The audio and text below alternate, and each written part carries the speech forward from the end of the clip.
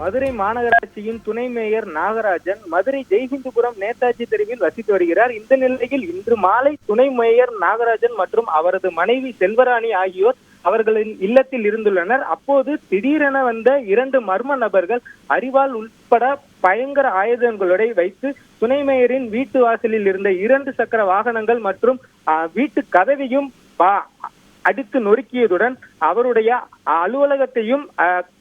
அலுவலக கண்ணாடியையும் முற்றிலுமாக அடித்து நொறுக்கியுள்ளனர்.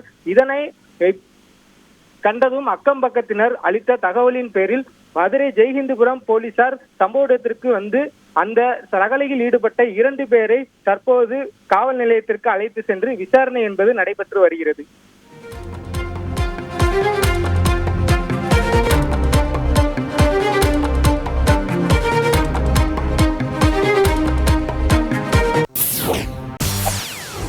செய்திகளை உடனுக்குடன் தெரிந்து கொள்ள உடனே சப்ஸ்கிரைப் பண்ணுங்க.